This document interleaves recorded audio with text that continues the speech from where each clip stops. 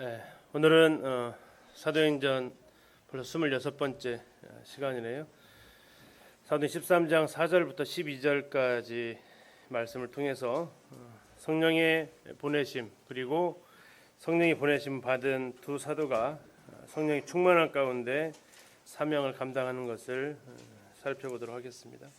먼저 성경 본문 같이 읽으시고 교제하도록 하겠습니다. 사도행전 13장 4절부터 12절까지입니다. 형제님들과 자매님들 교독에서 읽어주시면 감사하겠습니다. 찾으셨죠? 형제님들도 읽겠습니다. 시작.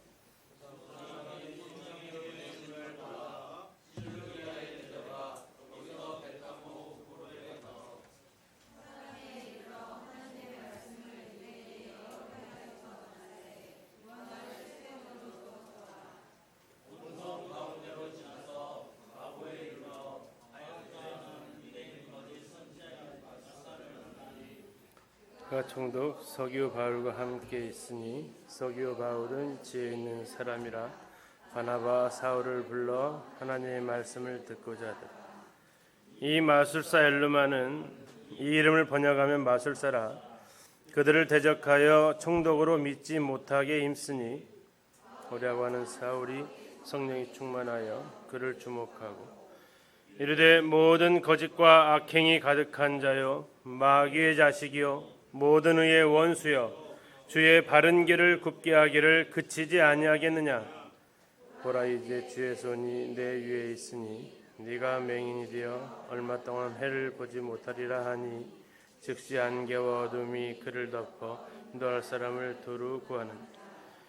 이에 총독이 그렇게 된 것을 보고 믿으며 주의 가르치심을 놀랍게 여기니라. 감사합니다.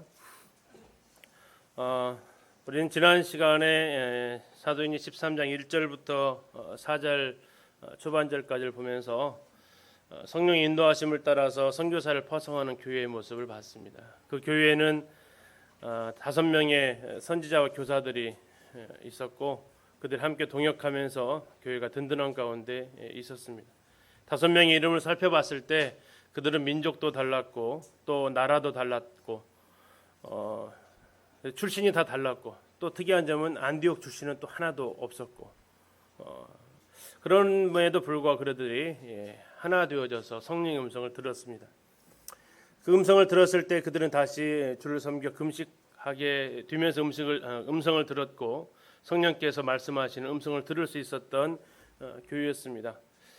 주님을 섬기기 위해서 어떤 우리가 금식을 하는데 내 어떤 특별한 기도 제목이 이루어지도록 하기 위한 금식 기도는 개인적으로 또 하시잖아요.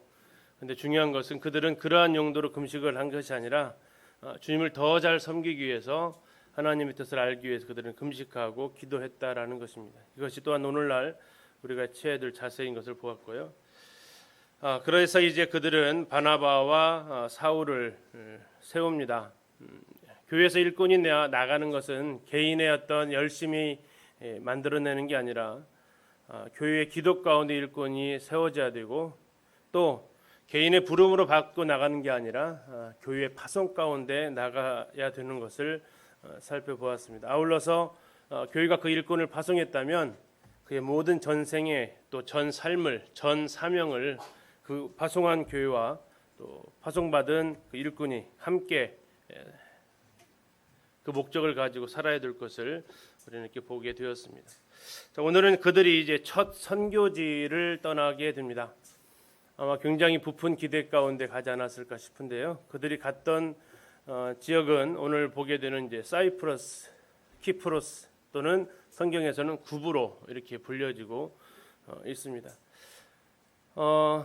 대한민국 땅이 안타까운 사실은 같은 민족이 남과 북으로 나뉘어져 있다라는 현실이죠. 지구상에 몇 개나 되죠? 뭐 잘 아시는 대로 중국하고 대만은 좀 떨어져 있지만 같은 민족이 두 나라를 형성하고는 있습니다. 그러나 땅덩어리가 다르죠. 이 키프로스를 보면서 약간 위로를 좀 받았어요. 우리랑 똑같은 처지에 있는 나라입니다. 나라라고 해야 될지 어떨지 모르겠는데 이게 지금 키프로스 섬입니다. 키프로스 섬인데 이 같은 민족이 살았던 섬인데요. 지금 이 색깔이 다른 이유가 있습니다. 여기는 이제 터키계가 거기 나라로 이렇게 터키에 속해 있는 지역이고요. 다음에 여기는 이제 키프로스 공화국인데 거의 그리스 중심에 형성되어져 있는 지역이 되겠습니다. 그리고 지금 이렇게 노란색으로 칠해진 부분은 유엔에서 분쟁을 충돌을 막기 위해서 유엔에서 이렇게 관리하는 지역이고, 이쪽 빨간색은 영국의 군대가 주둔하고 있는 또 지역이기도 합니다. 이 섬 하나에 북쪽에 터키계, 밑쪽에 그리스계이면서 키프로스 공화국, 사이프러스 공화국으로 이렇게 되어져 있고, 유엔군이 주둔하고 있고 영국군이 이렇게 군대가 배치되어져 있는, 참 우리나라만 남북으로 이렇게 갈라져 있는 줄 알았는데 이 구부로를 보면서 이 조그만 섬 안에 이렇게 남과 북처럼 이렇게 분단이 되어져 있는 가운데 있습니다. 그 중에서 수도는 이 니코시아가 키프로스의 수도가 되겠습니다. 자, 이곳으로 이제 누가 떠났다고요? 사울과 바나바와 사울이 이곳으로 떠나게 됩니다. 사도행전에 나와 있는 1차 전도 여행의 출발점, 여기가 이제 이쪽이 안디옥이고, 여기에서 바울과 바나바가 파송을 받습니다. 그리고 그들이 실루기아로 내려가는데, 실루기아는 안디옥의 외항입니다. 배를 타고 전주로 오려면 군산을 거쳐서 와야 되겠죠. 그것처럼 역시 안디옥으로 가려면 이 실루기아를 통해서 안디옥으로 가게 됩니다. 바꿔서 말하면 전주에서 배 타고 나가려면 가장 가까운 군산항로를 통해서 나가듯이 안디옥에서 배 타고 나가려면 실루기아를 거칠 수밖에 없습니다. 이쪽 들어오는 항구이기 때문에 그렇습니다. 그래서 그곳에서 배 타고 이제 가는데 어디로 갔냐면 구브로로 갑니다. 여기 키프로스라고 또 사이프러스, 구브로 여러 가지로 불립니다. 자, 이곳에 갔는데 배가 처음에 도착했던 곳은 살람이라는 항구에 도착을 합니다. 살람이 도착해서 복음을 유대인들이 회당에서 전했고, 그들은 섬을 쭉 지나가면서 복음을 전하게 됩니다. 그리고 그들이 도착한 곳은 파포스입니다. 파포스. 근데 이제 우리 한글 성경에는 뭐라고 되어 있어요? 참 이름이 별로 안 좋죠. 이 사람들이 그 뜻을 알고 이렇게 왜 우리를 그렇게 불러 그렇게 할 거지 않을까? 우리 어르신들이 번역을 하면서 그냥 파포스 쓰시면 되는데 이게 좀 발음이 좀 안 좋으신가? 바보라고 이렇게 해서 지금도 바보 섬입니다. 바보라는 도시예요. 그냥 파포스입니다. 여기에서 이제 복음을 전하는데 여기에서 한 사람이 구원을 받게 됩니다. 그 사람은 서기오 바울로 알려져 있죠. 원래 그들이 부르는 이름으로 하면은 세르기우스 파울로 이렇게 이름이 되어지는데, 아마 그 세계사를 좀 하시는 분들은 세르기우스라는 이름은 어렵지 않게 들어본 이름 중에 하나입니다. 좀 유명한 가문에 해당이 되고요. 서기오 바울이 거기서 구원을 받습니다. 그리고 이제 바부에서 배 타고 아탈리아로 가는데 성경에서는 그냥 버가로 갔다고 나와 있습니다. 근데 바로 버가로 갈 수가 없는 것이, 버가는 내륙 도시고요. 배를 타고 갔으면 어디부터 들어가야 돼요? 항구부터 가야 되죠. 그래서 버가를 가려면 반드시 아탈리아, 지금의 안탈리아라고 하는데요. 터키의 해변 도시가 있습니다. 관광이 굉장히 좋은 도시입니다. 굉장히 따뜻한 도시이고요. 그래서 여름철에는 그 전주훈련으로 많이 오는, 그 겨울에 추워서 전주로 오는 굉장히 아름다운 항구 도시 안탈리아입니다. 터키에서도 손꼽히는 관광 도시이고요. 거기까지 일단 가야 됩니다. 거기까지 간 다음에 어디로 가냐면 그들이 버가로 갈 수 있습니다. 그러면 그들이 왜 이렇게 키프로스에서 다시 여기서 더 전도하지 않고 올라갔느냐? 나중에 우리가 보게 될 저 위로 올라가면 비시디 안디옥이라는 곳이 있습니다. 이 비시디 안디옥과 관련된 사람이 오늘 이 본문에서 나옵니다. 아마 그가 부탁했을 것으로 성경학자들은 보고 있습니다. 지금 이제 다시 정리를 좀 하면요, 이게 지금 지중해입니다. 파란색 지중해고요. 지금 확대를 좀 해서 좀 보여드리면 여기가 지금 이제 수리아 안디옥입니다. 여기에서 실루기아까지 걸어서 왔겠죠. 걸어서 와 거의 하루길 되는 거리입니다. 여기서 걸어서 와서 실루기아에서 배를 타고 오면 구브로라는 섬이 보입니다. 그들이 도착하는 섬은 바로 이 살람이라는 이쪽 섬에 항구에 도착을 하고 여기에서 회당에서 복음을 전합니다. 그리고 6절에 보시면 13장 6절에 이렇게 나와 있어요. 온 섬 가운데로 지나서 이렇게 나와 있어요. 온 섬 가운데로 지나서. 우리 한글식으로 생각하게 되면 중앙을 관통했다라는 뜻을 가지고 있죠. 가운데로 지났다고 하니까. 그런데 가운데로 지나가면 여기에 지금 뭐가 보이세요? 높은 산이 있습니다. 높은 산. 이쪽으로 가지는 않았겠죠. 그래서 가운데로 지났다는 것은 두루두루 다니면서라는 뜻을 가지고 있습니다. 그래서 아마도 이 해변가로 쭉 다니면서 복음을 전했을 것으로 봅니다. 이게 두루 관통하면서 복음을 전했다고 했는데 그 지역에 이 라르나카라는 지역이 있습니다. 라르나카, 라나카라고도 하고 라르나카. 지금 현재 계획 가운데는 2021년도에 좀 여기를 좀 답사를 할 계획 가운데 있기도 한데요. 여기 라르나카에 가보면 여기를 들려야 되는 이유는 성경에는 나와 있지 않은데 교회사에 나와 있는 역사 때문에 그런데요. 성경에서 예수님께서 죽은 지 나흘 만에 살렸던 사람 있죠. 누구죠? 나사로입니다. 나사로가 여기에서 순교했다라는 교회사가 있고 이 나사로는 죽었다가 예수님께서 살려나신 이후에 예수님 부활하신 후에 이제 자기 남은 생은 거저죠. 죽었다가 살아났으니까 이 남은 생을 전부 주를 위해서 드리겠다고 하면서 그가 구브로로 가게 되고 구브로에서 30년간 그가 선교했다라는 기록이 교회사에 나와 있습니다. 그리고 이 라르나카의 그 나사로의 무덤이 있고 이건 교회사에서 인정한 무덤으로 밝혀졌습니다. 아마도 이 시점으로 보면 상황적으로 보면 바나바와 바울은 지나가면서 나사로를 충분히 만날 가능성은 있습니다. 상황 시기가 거의 겹치는 시기가 해당이 되니까요. 근데 성경에 이렇게 나와 있지 않으니까 넘어가고 쭉 가다가 그다음에 이제 바보로 올라가죠. 바보에 가면 바울 채찍질 교회가 있습니다. 여기서 다시 이제 배 타고 어디로 간다고요? 버가로 가는 게 아닌 안탈리아 같은 말입니다. 여기로 가서 항구로 가서 다시 육로로 버가로 올라가고 버가로 올라가면서 여기가 지금 짙게 나와 있는 이것이 지금 산맥입니다. 산맥, 타울로스 산맥, 토로스 산맥 이렇게 불려지는 산맥인데 높은 봉우리가 약 2,000m 정도 되는 높은 봉우리가 있습니다. 이 산을 넘어서 가게 될 때 어디로 가냐면 비시디아 안디옥으로 갑니다. 이 비시디아 안디옥도 굉장히 높은 고원지대에 있는 도시예요. 해발 높이가 1,100m 정도 됩니다. 2016년도 여기를 다녀왔었는데 굉장히 높은 고원지대에 있는 도시. 여기서부터 해수면에서부터 갔으니까 이 높은 산을 넘어서 가야 됐던 도시가 이제 비시디 안디옥, 그 다음에 이고니온, 현재 이름은 꼬냐, 다음에 루스드라, 더베 이렇게 지금 전도 여행을 쭉 가는 거죠.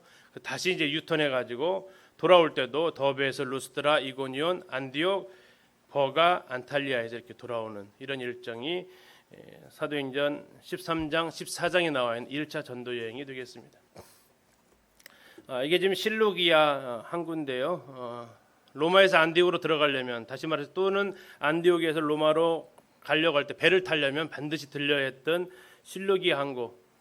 안디옥은 지난번에 말씀드렸지만 로마 제국에서 거대한 로마 제국에서 세 번째로 큰 도시라고 말씀드렸어요. 로마, 다음에 알렉산드리아, 다음에 이 수리 안디옥이 규모적으로 세 번째로 큰 도시였기 때문에 이 항구는 그만큼 중요한 항구 역할을 했습니다. 현재도 이렇게 지금 이제는 뭐 항구 역할을 못하는 옛 지역 사도 바울이 이곳에서 배를 탄 것으로 보여지는데 여기 지금 잘 안 보이시죠? 확대를 해보면 이렇게 생겼습니다. 용도가 뭐였을까요? 그렇죠. 배를 갖다 묶어두는 밧줄을 이 돌 사이로 꿰가지고 배가 움직이지 못하게 정박시키는 도구로 쓰였던 이 모습을 볼 수 있습니다. 사도행전 4절 우리가 읽었습니다. 두 사람이 성령의 보내심을 받아 실루기아에 내려가서 안디옥에서 실루기아로 간 겁니다. 거기서 배를 탔다. 그리고 구브로로 갔다 나와 있습니다. 실루기아도 정확히 좀 번역을 하면 셀루키아라고 하는 게 좀 더 좋은데요. 수리아 왕이었던 셀루코스가 자기 이름을 따라서 지은 도시가 실루기아입니다. 이게 셀루키아죠. 근데 도시는 여성 명사를 땁니다. 그래서 끝에가 아로 끝나요. 도시 이름들이 그렇습니다. 그래서 데살로니가도 원래 살로니키인데 거기다 아를 붙여가지고 살로니카, 데살로니가 이렇게 붙고 뭐 베리아도 이런 끝에가 아로 여성 명사로 끝나는데 그래서 실루기아가 되었습니다. 뭐 짧으니까 한 1분짜리 잠시 한번 보겠습니다. 소리 좀 준비해 주시고요. 실루기아 항구가 어떻게 생겼는지 요즘도 사람들이 살고 있는 지역이 이쪽 실루기아가 되겠습니다.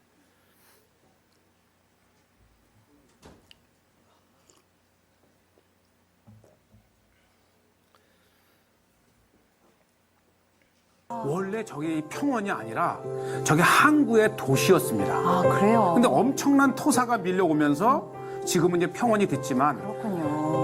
또 이제 역사 속에 저 항구를 개발을 하고 보호를 하기 위해서 엄청난 수로를 만들었는데 구로 가기 위해서 배를 탔던 실루기아는 예.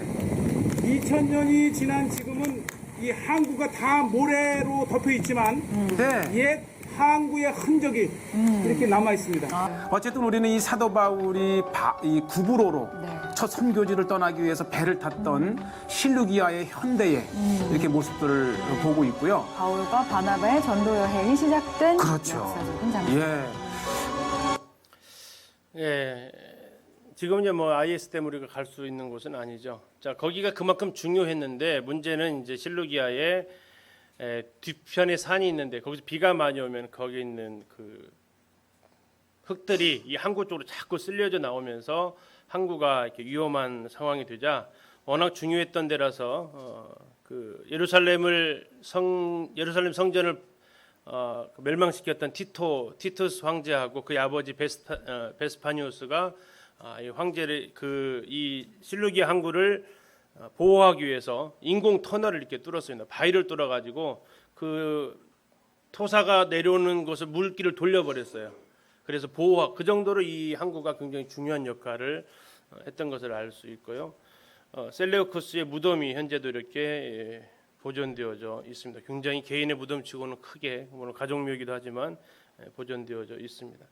그리고 이제 사도 바울은 그 실루기아에서 배 타고 여기가 나와 있는 이 살라미 해안입니다. 지금도 이렇게 많은 사람들이 살고 있는 곳이죠.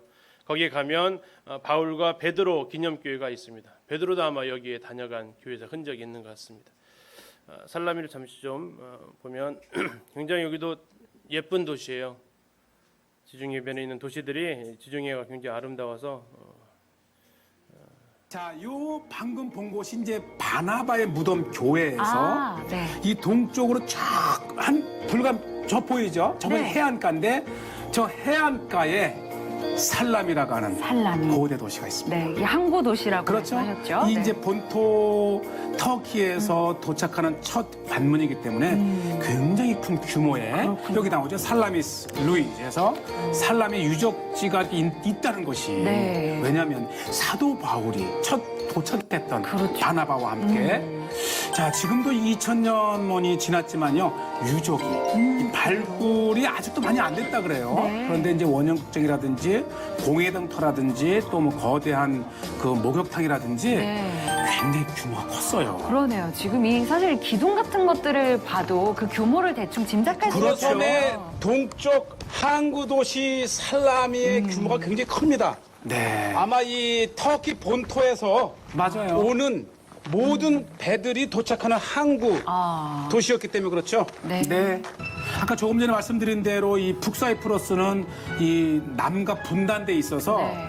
많이 찾지는 않지만 그렇지만 이곳에 이렇게 바울 시대 때의 찬란한 그러한 그 도시 유적지를 보시고요. 그렇죠. 지금도 이렇게 많은 그 기둥들을 통해서 보면 이게 작은 도시가 아니었더라고요. 그러네요. 예. 드론 때문에 우리가 네. 이제 쫙 이 동편으로 아. 저렇게 터키 본토가 보이는 네. 이 저 바다 건너에 안디옥이 있습니다. 아. 네, 안디옥. 바로 안디옥 하면은 네. 그리스도인이라고 첫 이름이 붙여졌었고 네. 이 열정이 선교사를 드디어 파송한 겁니다. 그렇죠. 네. 그리고 이 지중해를 따라 이 구브로 섬에 처음으로 선교사가 도착했다. 그래서 사실은 네. 사실 교회의 목적도 선교고 이 선교를 생각하면 이 구브로의 살라미스가 첫 장소이기 때문에 그러네요. 굉장히 지금 착하고 살람이 또 해안가를 평화롭고 걷고 있습니다. 2000년 전 사도 바울은 이곳 살람이 어딘가에 네. 도착을 했을 겁니다. 그리고는 2000년을 이어오는 선교의 역사가 지금 오늘까지 네. 오게 된 첫 장소라고 하는 곳에서 우리가 의미를 찾고요. 네. 자, 아직도 이제 많은 그 발굴을 기다리는 네. 일부만 되어 있는 모습을 보지만 이 드넓은 터키가 기독교를 별로 좋아하지 않기 때문에 그렇게 발굴에 큰 관심을 보이지는 않긴 한데요. 어쨌든 이렇게 현장으로 좀 남아져 있습니다. 그리고 이제 오늘 성경에서 오늘 본문에서 마지막 등장하는 곳이 여기가 지금 바보입니다. 바보, 파포스라는 지역인데요. 바보에 가면 그 바울 채찍 기념교회가 있습니다. 이 바울 채찍 기념교회가 이렇게 있는데 성경 본문에 안 나와 있는데요. 우리가 유추할 수 있는 곳이 고린도후서 12장 말씀이에요. 고린도 12장에서 이렇게 말하면 사도 바울은 고백을 합니다. 내가 수고를 넘치도록 하고 옥에 갇히기도 더 많이 하고 매도 수없이 맞고 여러 번 죽을 뻔하였으니 유대인들에게 40에서 하나 감한매를 5번 맞았으며 3번 태장으로 맞고 1번 돌로 맞고 3번 파선하고 일주야를 깊은 바다에서 지냈으며 여러 번 여행하면서 강의 위험과 강도의 위험과 동족의 위험과 이방인의 위험과 신의 위험과 광야 위험과 바다 위험과 거짓 형제 중의 위험을 당하고 또 수고하며 애쓰고 여러 번 자지 못하고 줄이며 목마르고 여러 번 굶고 춥고 헐벗었노라. 고린도후서가 쓰여진 이 시점을 이렇게 사도행전에 기록되어진 이 상황 가운데에서 보게 되면 사도 바울이 3차 전도여행 중간에 마게도냐에 가서 쓰여진 서신이 이 서신이거든요. 근데 사도행전을 쭉 읽어 보게 되면 사도 바울이 배에서 파선했다라는 기록은 그 이후에 일어납니다. 로마로 갈 때 유라굴로라는 광풍 만나서 그 한 번만 기록되어져 있는데 그 유라굴로는 여기에 해당되지 않는데 이미 그는 유라굴로를 하기 전에 배를 타고 3번이나 배가 부서져 버리는, 그래서 배가 파선하니까 하루 종일 바다에서 둥둥 떠서 이렇게 생명을 유지해야 했던 이런 일들을 얘기하고 있어요. 더 나아가서 어떤 일들까지 얘기하고 있냐면 옥에도 갇혔고 매도 수없이 맞았다. 매도 수없이 맞을 뿐만 아니라 어떤 매를까지 맞았냐면 유대인들한테 40에서 하나 감한매, 40 빼기 1 몇 대예요 그럼요? 39대를 몇 번 맞았어요? 5번이나 맞았어요. 근데 사도행전은 아무리 13장부터 시작되어서 이 고린도후서를 쓰여질 때가 대략 사도행전 20장이거든요. 그럼 13장부터 20장까지 사도 바울이 이러한 고난을 당했다라는 기록을 찾기가 어려워요. 사도 바울은 쭉 선교 여행하면서 내가 이 전도 여행하면서 여기서 매 맞았다, 여기서 이런 위험 당했다, 그런 내용들을 어땠다는 얘기예요? 안 썼다는 얘기예요. 우리 같으면 어디 가서 저도 단기 선교 갔다 오지만 단기 선교 갔다 와서 제일 많이 하는 얘기가 무슨 얘기예요? 고생한 얘기, 고생한 얘기. 왜? 그래야 좀 알아주니까. 나 힘들었어요. 나 어려웠어요. 주님 선교 가면서도 나 힘들었어요. 나 곤란당해서 이런 얘기를 많이 하고 싶잖아요. 근데 사도 바울은 자기가 선교하면서 그런 얘기는 1절 안 해요. 사도행전에서. 오히려 서신서에서 딱 한 번 언급을 해요. 모아가지고. 근데 3차 전도여행 중간에서 이런 얘기를 했는데 성경에는 한 번도 나와 있지 않아요. 매를 맞았다는 얘기가. 근데 이제 교회사에서 바로 이곳에서 사도 바울은 1차 전도 여행부터 뭐 했다고요? 채찍에 맞았다를 얘기하고 있습니다. 왜냐하면 이 구브로는 사도 바울이 딱 1차 전도 여행 때만 갔던 섬이거든요. 자, 그 채찍 기둥교회가 있는 교회를 잠시 좀 보도록 하겠습니다.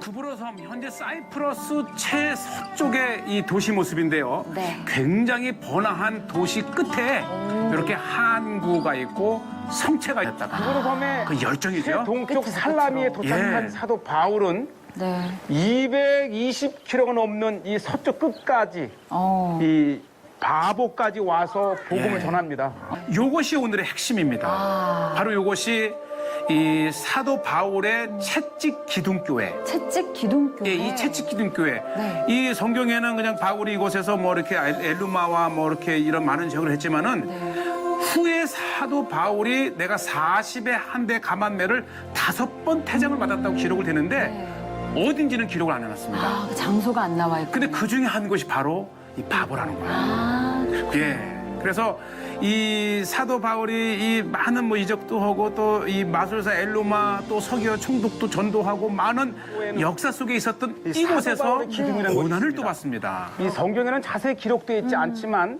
이곳 전승에는 사도 바울이 40에 한 대 감한 매를 맞을 때에 이 기둥에서 이렇게 묶여 매를 맞았다고 합니다. 묶여서. 제가 저거를 수십 년 전부터 보는데 세인트 폴스 필라에서 그러니까 이 사도 바울이 이 지역 이 전도 현장에 오니까 생생하게 어쩌면 그래서 성경학자들은 마가 요한이 왜 도중에 돌아갔냐라고 했을 때 전도 여행 하나님 성령이 보내심을 받은 사람들이 여기 가서 두드러 맞고 복음 전하는 모습을 보면서 자신의 믿음으로는 이 감당이 안 되었다. 그래서 그는 중간에 나중에 버가에서 다시 예루살렘으로 돌아가는, 나중에 이것이 이제 15장 후반절에서 바나바와 바울이 굉장히 다투는 이러한 사건으로까지 이어지는데, 그 배경 중에 하나가 바로 이 채찍 기념교회, 여기 있는 채찍 기둥이 아니겠냐 이렇게 얘기를 합니다. 아무튼 오늘 배경이 되어지는 곳을 지금 실루기아와 살라미, 파포스까지 같이 이렇게 좀 보았습니다. 그리고 아까 말씀드렸는데 온섬 가운데로 지났다고 했는데, 가운데로 이렇게 중앙을 관통했다라는 의미가 아니고 쭉 두루두루 다 복음을 전하면서 다녔다라는 뜻입니다. 그리고 특별히 이벤트가 있었던 두 지역만 사도행 13장에서 이야기를 하고 있다라는 얘기죠. 4절에 두 사람이 성령의 보내심을 받아서 실루기아에 내려가서 거기서 배 타고 구브로에 갔다. 그리고 살레미에 이르렀고 거기에서 하나님의 말씀을 유대인의 여러 회당에서 전했는데 그때 요한이 수행원이었다. 출발할 때 보니까 2명인 줄 알았더니 몇 명이 간 거예요? 3명이 갔다라는 얘기입니다. 사도행전 12장 25절 우리가 지난번에 봤었는데요. 예루살렘에 부조를 하고 바나바와 바울이 안디옥 교회가 모아놓은 그 헌금을 예루살렘에 전달해주고 예루살렘에서 안디옥으로 돌아올 때에 데리고 온 사람이 마가라는 요한을 데리고 예루살렘에서 돌아왔다라고 나와 있어요. 그래서 그 마가가 이 전도 여행의 팀으로 꾸려졌는데 교회에서 공식적 부름받은 사람은 아니었습니다. 그래서 그가 무슨 역할을 했냐면 수행원 역할을 했다라고 나와 있어요. 수행원이라는 단어는 뭐냐면 배 밑에서 노젓는 사람이라는 뜻이에요. 배 밑에서 노젓는 사람. 다시 말하면 이제 그 짐 들어주는 사람 정도. 교회 공식적인 파송을 받지 않았는데 이 나이가 어느 정도 됐을 것 같아요. 바나바와 사울이. 사울이 보통 사내들인 공유되려면 보통 한 30세 정도 돼야 된다고 합니다. 그리고 나서 예수님 만나고 지금까지 약 짧게는 15년 정도 시간이 지납니다. 대략 제 나이 정도가 아마 되었을 겁니다. 그럼 한창 때라고 생각하지 마십시오. 제가 한창 때가 아니라는 게 아니고 저는 한창 때가 맞고요. 이때 당시 평균 수명으로 계산해 보시면 죄송합니다. 아마 김선영님 정도가 되지 않으셨을까. 평균 수명이 5, 60대가 넘지 않는 시대였어요. 근데 40대 중반에 선교여행을 떠나는 이 모습을 보면서 이 젊었던 마가 요한은 뭘 자청한 겁니까? 제가 짐꾼하겠습니다라고 했던 거예요. 굉장히 선한 마음으로 출발을 하죠. 단기 선교를 다니다 보면 꼭 필요한 사람이 짐꾼이에요. 그런데 이렇게 청년들하고도 이렇게 가보지만 저는 특별히 할 일 없죠. 안 갈게요. 이렇게 하는 청년들이 의외로 많아요. 우리 기혼 자매들도 좀 가서 좀 같이 가시죠 하면은 이 나이에 가서 뭘 하겠어요. 아니요. 수행원이 필요하다고요. 근데 우리는 보통 내가 할 일 없으면 안 가려고 그러죠. 내 존재감이 없으면 잘 안 나서는 것이 또 우리의 연약함이지 않나 싶어요. 그러나 마가라는 이 사람은 굉장히 출발은 굉장히 좋은 마음으로 갑니다. 수행원으로. 나는 그냥 배 밑에서 노젓는 사람으로 가겠다. 전혀 드러나지 않죠. 그럼에도 그는 그 일을 팀으로 같이 수행을 했다라는 겁니다. 자, 그들이 하나님의 말씀을 전했는데 어디서 전했다고 나옵니까? 하나님의 말씀을 유대인의 여러 회당에서 전했다고 나옵니다. 이 구브로는 복음이 사도 바울하고 이 바나바에 의해서 처음 전해진 지역이 아니에요. 사도행전 우리 10장에서 지난번에 안디옥에 복음을 전했던, 안디옥에 와서 하나님의 복음을 전도했던 사람들의 출신이 여기 여러 가지 나왔어요. 잠시 한번 확인하고 가겠습니다. 11장 보시면 11장 19절 20절입니다. 11장 19절. 그때 스데반의 일로 일어난 환란으로 말미암아 흩어진 자들이 베니게와 어디 나와요? 구브로와 안디옥까지 이르러 유대인에게만 말씀을 전했어요. 그러니까 예루살렘에 있던 사람들이 박해를 받으니까 어디로 갔어요? 구브로까지 갔어요. 그리고 20절 보시면 그 중에 구브로와 구레네 몇 사람이 이번 어디로 왔어요? 안디옥에 왔어요. 자, 예루살렘에 있던 교회 중에 박해를 받으니까 그 중에 여러 사람들이 어디로 갔냐면 구브로로 갔어요. 가서 뭐 했겠습니까? 뭐 했어요? 복음 전했겠죠. 그러다가 그들이 구원을 받았어요. 그러다 그들이 다시 이제 복음에 빚을 진 사람이 되니까 그들이 다시 복음 들고 어디로 갔다는 얘기예요? 안디옥까지도 갔던 거예요. 그러면 그때 당시에 바나바와 바울이 구브로를 찾았을 때 교회가 있었을까요? 없었을까요? 뭐 당연히 있죠. 뭐 당연히 있습니다. 그리고 교회사적으로 봤을 때도 바나바는 이미 그곳에서 선교를 하고 있었던 시점이고요. 이게 전혀 복음의 불모지가 아니었다는 얘기예요. 어쩌면 안디옥으로 공식 선교사는 아니겠지만 안디옥으로 일꾼까지 보낼 수 있었던 그 정도의 교회의 그 성장이 있었던 지역이 또 이 곳이고요. 그래서 이 구브로로 간 이유 중에 하나도 아마 다시 안디옥 교회가 복음에 대한 빚을 갚는, 또 이곳은 바나바의 고향이기도 했고요. 근데 그들이 찾아간 곳이 어디였냐면 휴당으로 찾아갔다는 겁니다. 왜 휴당으로 갔을까? 휴당이 어떤 곳인지 그 역사를 보면 이렇습니다. 예루살렘 성전이 파괴된 이후에 그들은 디아스포라로 색이 뿔뿔이 흩어지게 되고, 그들은 자기들이 모여 사는 곳에 가게 되면 하나님 앞에 예배드릴 장소를 찾아야 했습니다.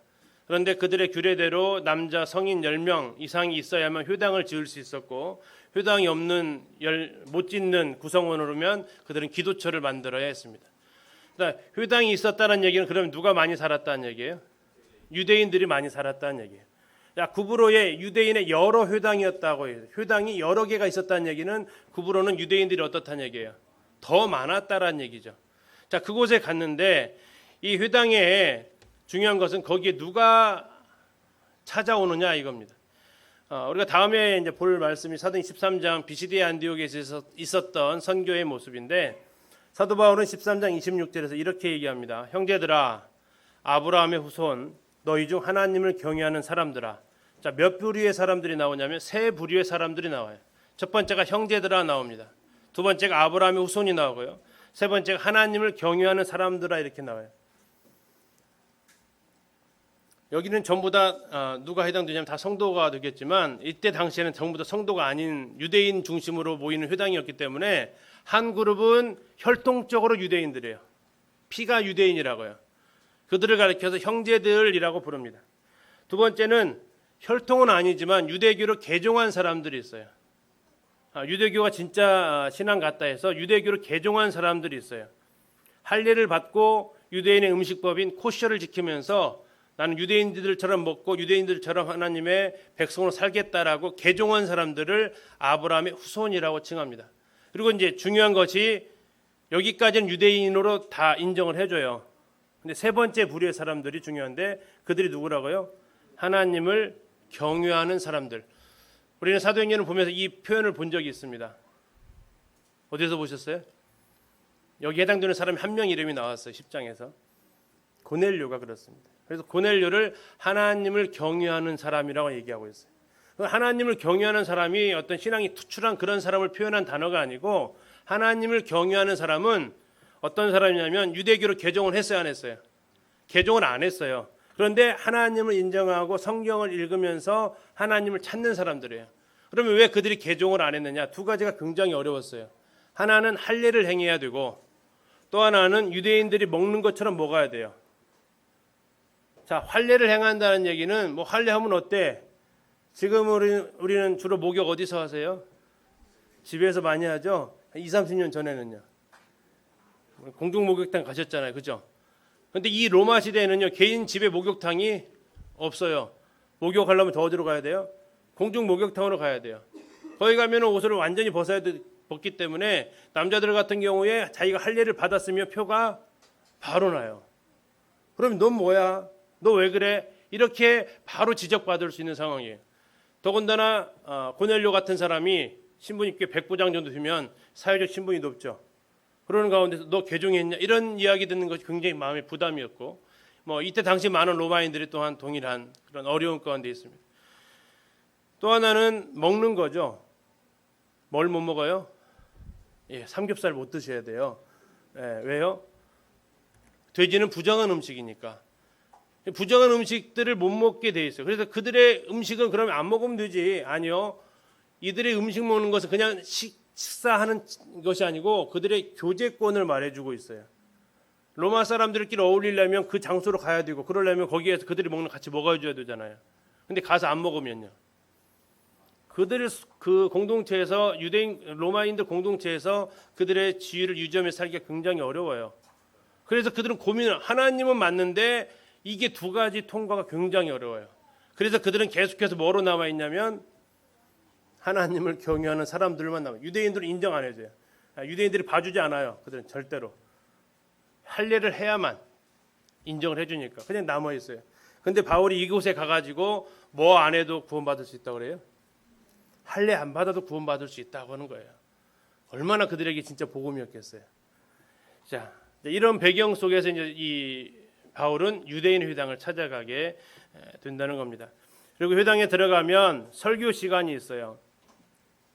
여행 중인 랍비가 저도 이제 여행하면 다른 데 가서 교회에서 예배 드리잖아요.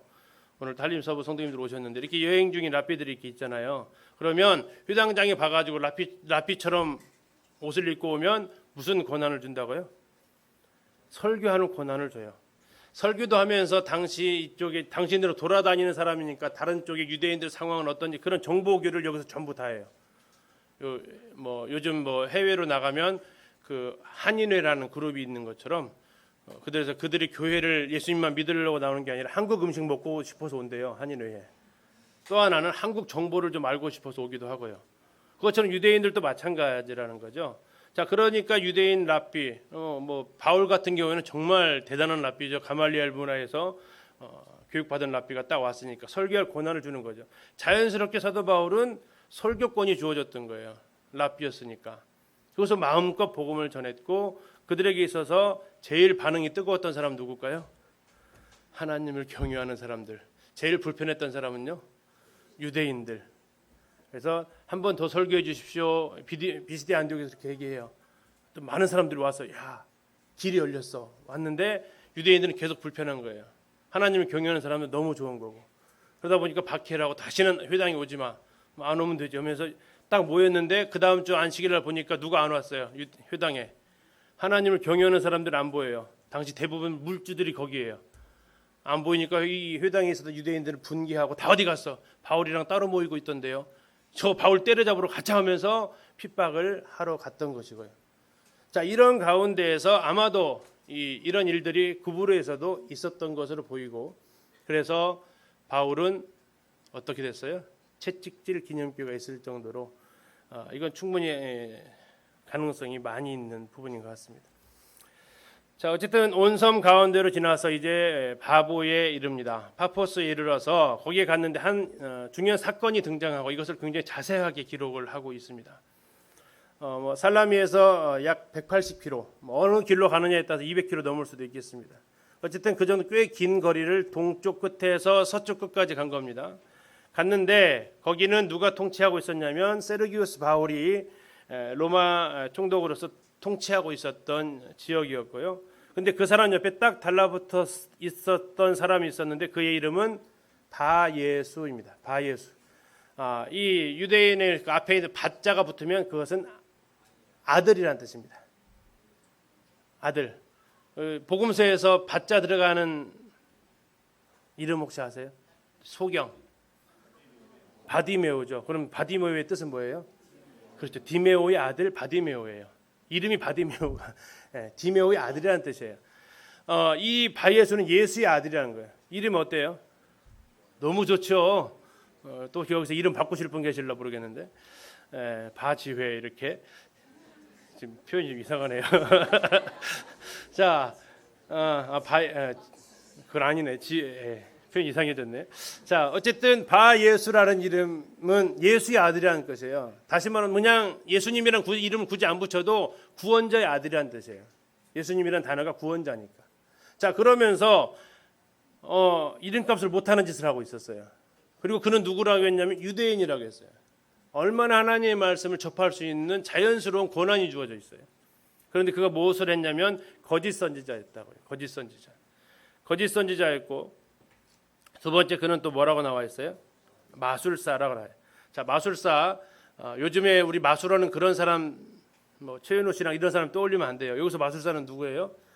언어로 보면 마고스라고 하는데, 마고스. 이것은 정치적으로 하면서 그 술법사 역할을 하는 사람입니다. 책략을 가르쳐 주면서 하는 사람인데, 그래서 이 통치자들은 그 마고스들을 옆에 두면서 점을 치는 일들을 합니다. 단순히 그냥 그 눈속이면 마술이 아니고 점 치는 일을 하고 예언해 주는 일을 하고 판단을 해주는 그런 역할을 하는 사람이에요.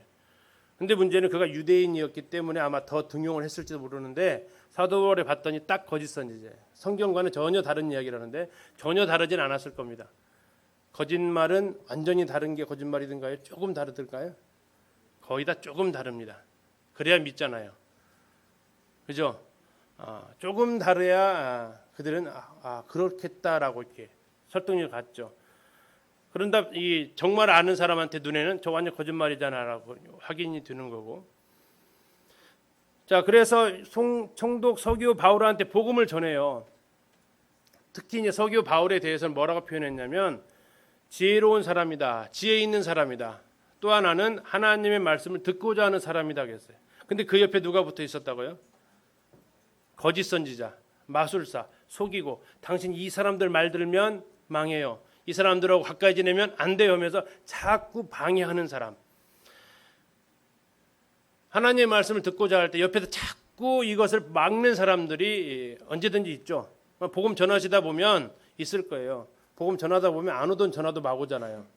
상담하다 보면 막 갑자기 이 사람이 막 10년 만에 연락 오는 사람도 갑자기 연락 온다고 그러고 갑자기 안 내려오던 자식들이 내려온다고 해서 못 온다고 그러고 자꾸 방해를 해요. 자, 이렇게 하는데 서기오 바울을 가리켜서 하나님의 말씀을 듣고자 하는 사람이었다라는 겁니다. 전도를 하다 보면 이런 사람들 가끔 만나죠. 하나님의 말씀을 듣고자 하는 사람. 전해주고 싶은 사람도 있고 듣고자 하는 사람도 있어요. 그런데 이 전해주고 싶은 사람과 듣고자 하는 사람이 만나면 정말 환상이죠.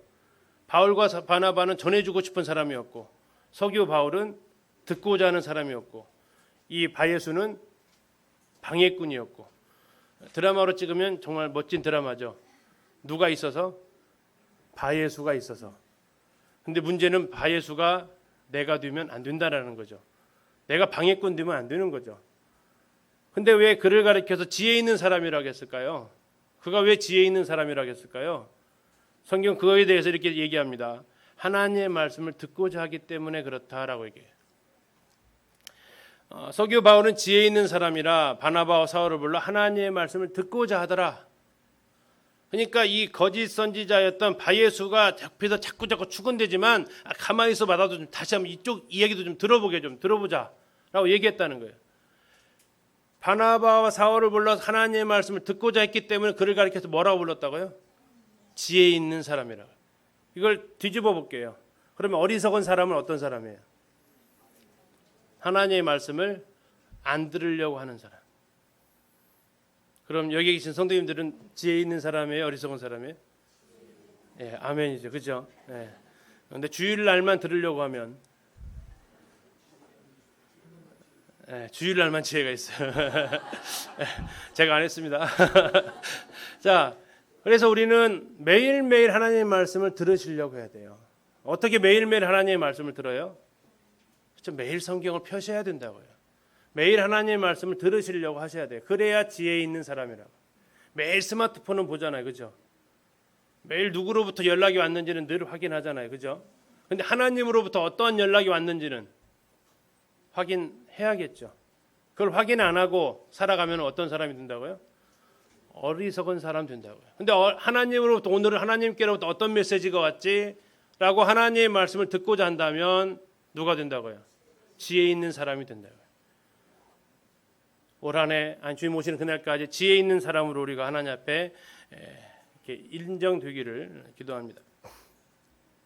자, 이 박수 엘루마, 마술사 엘루마에 대해서 잠시 소개하는데 그가 했던 일은 뭐냐면 사도 바울과 바나바를 대적해 가지고 총독으로 믿지 못하게 힘썼어요.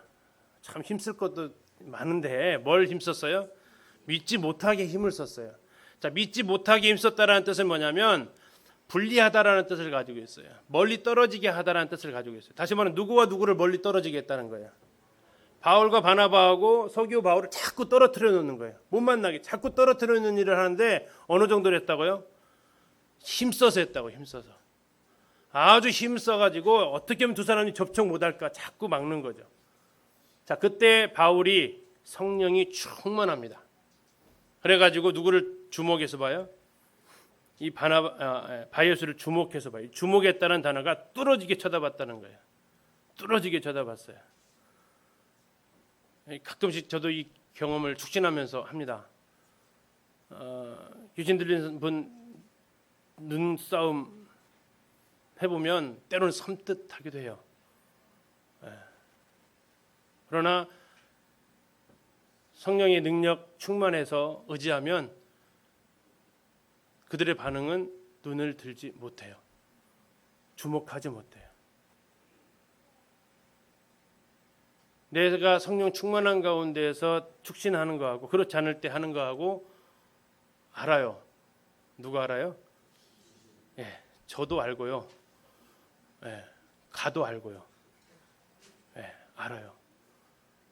근데 성령이 충만해서 주목을 탁 하면 쳐다보지 못해요. 그러면서 말합니다. 이르되 모든 거짓과 악행이 가득한 자요 마귀의 자식이요 모든 의의 원수요 주의 바른 길을 굽게 하기를 그치지 아니하겠느냐. 자, 이런 말 10절에 있는 말 쓸 수 있을까요? 구도자 만나가지고 어떻게 하실 것 같아요? 해보신 적 있으세요? 구도자 만나가지고 이런 거짓과 악행이 가득하고 마귀 자식이고 의의 원수고 이렇게 하실 수가 있을까요?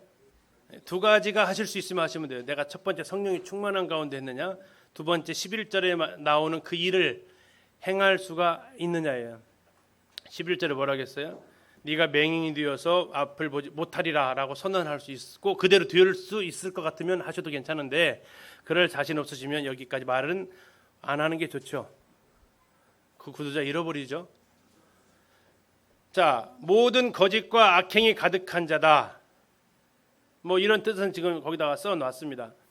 참고하시고요. 모든 의의 원수고 중요한 것은 주님의 바른 길, 복음입니다. 주의 바른 길, 복음을 굽게 하는 거. 굽게 하는 것은 자꾸 이렇게 화살을 쏘고 총알을 쏘고 하는데 자꾸 뭐 하고 있다는 얘기예요? 빗나가게 자꾸 빗나가게 하는 거예요.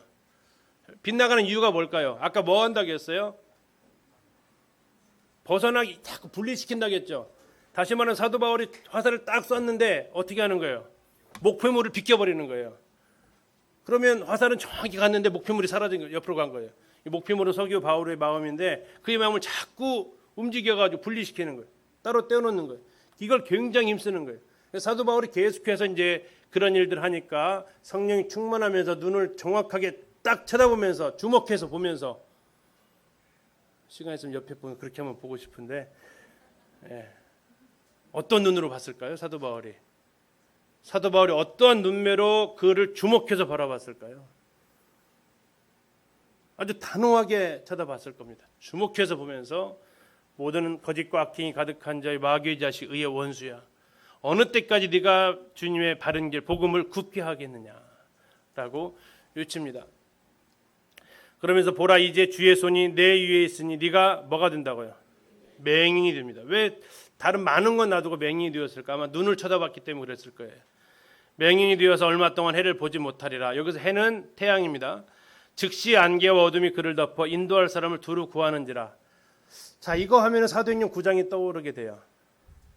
사도행전 9장에 사도 바울이 다메섹으로 뭐 하러 갔죠? 뭐 하러 갔어요? 예수 믿는 사람 잡으러 갔죠. 다시 말하면 아까 우리가 했던 이 단어를 가지고 사용하면 그가 지금 뭐 하러 간 거예요? 8절에 보면 믿지 못하게 힘쓰러 갔잖아요. 예수님 믿지 못하게 하려고 굉장히 힘써서 갔잖아요. 왜? 국내를 넘어서 해외까지 얼마나 힘쓴 거예요. 그렇죠? 10절로 보면 뭐 하고 있는 거예요? 주님의 바른 길을 굽게 했던 거예요. 이게 누가 했던 일이냐면 자기가 했던 거거든요. 그러니까 그렇게 기가 막히게 잘 알죠. 저 내가 했던 저 길을 똑같이 갖고 있는 거죠. 근데 그를 가리켜서 자기가 했던 동일한 경험을 하게 하는 거예요. 왜 그랬을까요? 어쩌면 너도 나처럼 되었으면 좋겠다는 마음이 있을지 몰라요. 내가 복음을 알지 못했을 때에 내가 그렇게 살았다. 어떻게 하면 내가 힘을 써가지고 복음 못 전하게 하려고 잡아가뒀다. 어쩌면 내가 복음을 굽게 만들려고 사람들한테 전하지 못하게 하려고 계속해서 방해했다가 하나님 만나고 내가 눈이 멀었다. 너도 이제 그 일을 통해서 깨닫기를 바란다. 깨달았을까요? 아무 이야기 없습니다. 그 뒷이야기는 아무도 모릅니다. 천국에 가서 바예수를 만나면 정말로 감사한 일이고, 없으면 하나님은 동일한 일들을 보여주세요. 우리의 삶 가운데 동일한 상황을 보게 하세요. 그런데 그 상황을 해석하는 것은 사람마다 같아요, 달라요? 굉장히 달라요. 오늘의 날씨에 대해서 어떻게 해석하세요? 오늘 오후에 어떤 일정이 있느냐에 따라서 다 해석이 달라지실 거요. 하나님이 해보다 더 밝은 빛이 비추어서 그의 눈을 어둡게 했을 때에 사도 바울은 굉장히 그때의 구장에서 봤을 때 그가 금식하면서 기도합니다. 하나님 이런 일을 왜 일어나게 하셨는지. 그런데 만약에 이 박수 엘루마가 그렇게 했다라면 그도 하나님 만나 주셨을 거고, 그러나 그렇게 하지 않았다면 그는 여전히 그의 길을, 의의 길을, 바른 길을, 굽게 하는 길을 그가 갔을 것입니다. 근데 놀라운 것은 12절입니다. 이에 총독이 그렇게 된 것을 보고 뭐 했어요? 믿었대요. 이방 선교에서 기록되어진 첫 회심자입니다. 사도 바울의 1차 전도 여행 가운데서 회심한 첫 번째 사람 서교 바울. 그런데 복음 전해준 사람도 누구예요? 바울. 자, 사울이 바울이 됐다는 말은 잘못된 말입니다. 원래부터 바울은 이름이 3개 있었습니다. 당시 로마인들이 로마 시민권자가 보통 이름이 3개 있습니다. 근데 바울의 이름은 우리가 알려진 것은 2개밖에 없으니까 우리는 2개밖에 몰라요.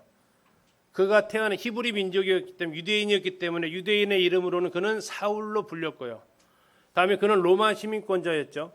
로마 시민권자였기 때문에 로마 시민권자라는 얘기는 로마 시민으로 출생신고해야겠죠. 출생신고할 때 무슨 이름으로 출생신고해야 돼요? 히브리 사람으로요? 로마식 이름으로 하는 거죠. 잘 아시잖아요. 외국 사람들이 우리나라 국적 획득하면 주민등록증 만들 때 뭘로 만들던가요? 자기가 시조가 되더라고요. 성씨를 갖다가 자기가 만들어가지고 하더라고요. 그런 사람도 있더라고요. 그러면서 이름을 한국식 이름으로 바꿔요. 사도 바울도 유대인이었지만 그는 로마 시민권자였어요. 그렇기 때문에 무슨 이름이 있었다고요? 로마의 이름이 있었다고요. 그 로마식 이름이 무슨 뜻이라고요? 무슨 뭐라고요? 바울이라고요. 근데 지금 사도 바울은 계속해서 예루살렘에 사역을 하는 게 아니고 어디로 가서 사역해요? 로마의 속주로 가서 사역을 해요. 주로 만나는 것이 이방인들만, 유대인들 만나는 것도 있지만, 그래서 그때 이후부터 9절부터 나오죠. 바울이라고 하는 사울이에요. 바울이라고 하는 사울. 피터하고 베드로하고 동일 인물이에요? 아니면은 같은 인물이죠. 뭐가 달라요? 어느 언어로 불렀냐가 다른 거예요. 어느 언어로 불렀냐가. 그러니까 이것은 예수님 만나서 바울 됐다 이렇게 말하는 것은 잘못된 거예요. 원래부터 바울이라는 이름을 가지고 있었다고요. 그런데 아마 세르기우스 바울을 보면서 뭐가 똑같아요? 자기 이름. 자기 로마식 이름하고 똑같은 거죠. 보통 전도하다 보면 뭘 찾아요? 공통점 찾잖아요. 공통점.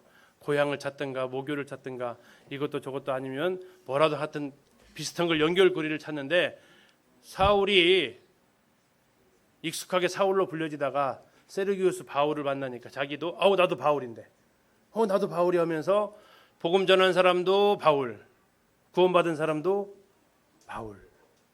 그의 첫 회심자가 됩니다. 그리고 주의 가르치심을 놀랍게 여기니라. 그리고 교회사에는 이렇게 이야기를 합니다. 그가의 고향이었던, 그가 태어났던 곳 어디요? 비시디아 안디옥. 비시디아 안디옥. 그곳에 가면 이 세르기우스 바울에 관련된 유적이 있습니다. 비시디아 안디옥 갈 때 보여드릴게요. 유적이 있어요. 그래서 아마 특별히 부탁을 받았던 것 같습니다. 그래서 이제 배 타고 어디로 가요? 비시디 안디옥 목표로 해서 그쪽으로 올라가는데 굉장히 험한 길이에요.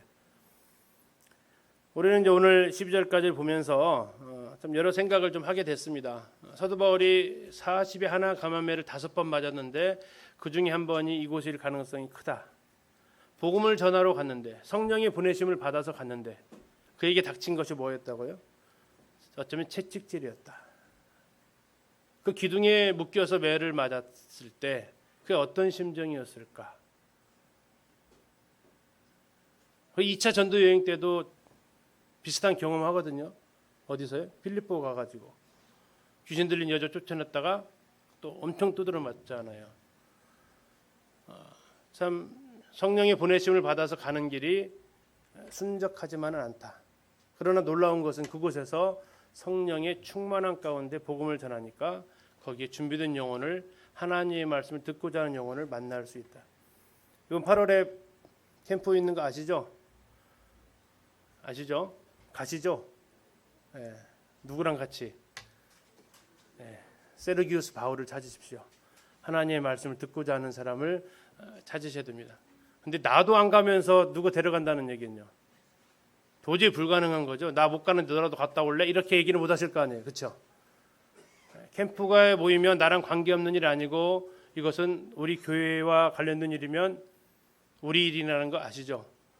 그래서 우리 성도님들이 빠짐없이 정말 바쁘시면 하루라도 와서 보시고 가족이잖아요. 여기 부모님들 계시는데 야 가족 여행 가자 하는데 자녀들이 나 안 갈 건데요. 잘 다녀오세요. 그러면 속이 어떠시던가요? 끓죠.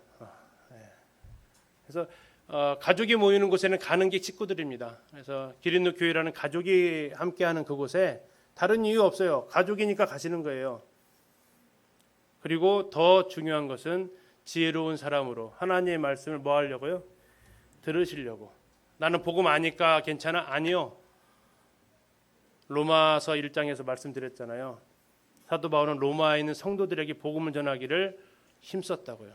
성도들도 복음을 계속해서 들으셔야 한다고요. 그래서 이번 복음이 증거되어지는 이번 캠프에 혼자 가지 마시고 기도하시면서 세르기우스 바울을 찾으십시오. 하나님 말씀 듣고자 하는 사람을 찾아서 함께 가셔서 복음을 들어줄 수 있으면 좋겠습니다. 잠시 기도하시고 마치도록 하겠습니다.